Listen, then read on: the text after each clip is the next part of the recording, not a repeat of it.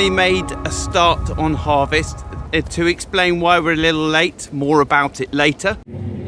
Good evening everybody, it's Friday the 8th of August and we're finally combining this week and I'm going to go on a combine. This is a bit unusual because it's a contractor's machine. We have made the decision to sell our combine. Quite worried about the state of agriculture and want to stay competitive, so it's the biggest cost on our balance sheet, so we've made the tough decision. This is our second block of winter wheat. Yesterday we did the block that I've shown before, which had the weed patch in the middle, and actually that yielded quite well, so I'll post some yield figures up now for that block. Today, Friday, we moved into a second block of wheat. This is also winter wheat but on light land, conventionally farmed. And we started with the field where I had noticed bare patches in establishment. I think we're going to put those down to slugs. The crop definitely went backwards in sort of November time, so I'm sure the yields have been pretty disappointing on that field.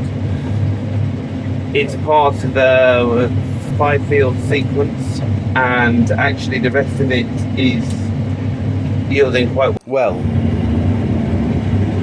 So spot rate at the moment is 7.8, but the average is just under 7. But I think for the year that's not too bad, so we shall see what tomorrow offers, Saturday.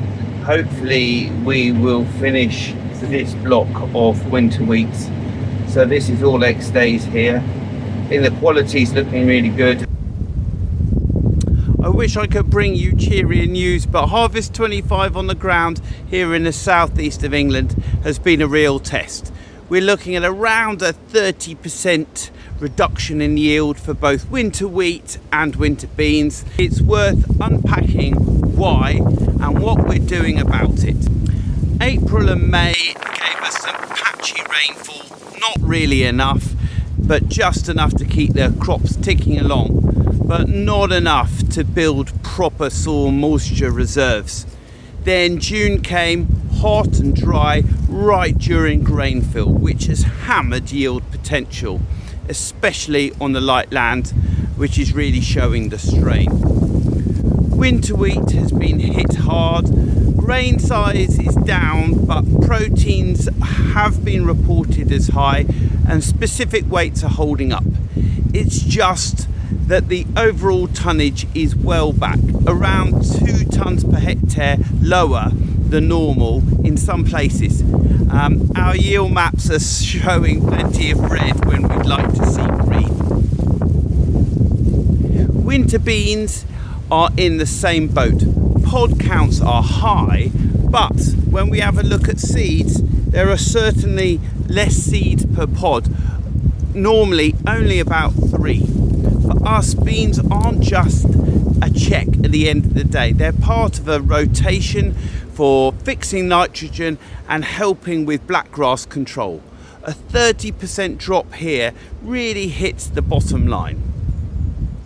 This year has really underlined why we've been leaning into regenerative principles on our own ground, building soil organic matter with cover crops, cutting back on heavy cultivations and keeping that living root in the soil longer, have all helped our better performing fields hold on to moisture for longer.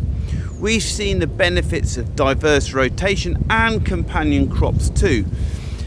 Healthier soils with active biology mean crops are better equipped to cope with the situation when rain stops, but it's not a magic fix. We're still seeing yield losses, but the difference between those resilient fields and the ones that are baked and cracked has been night and day.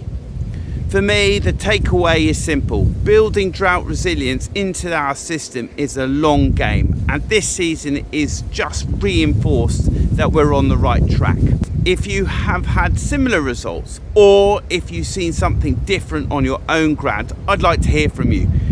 Drop it down in the comments below. Let's compare notes and learn for next season. Stay safe, everyone.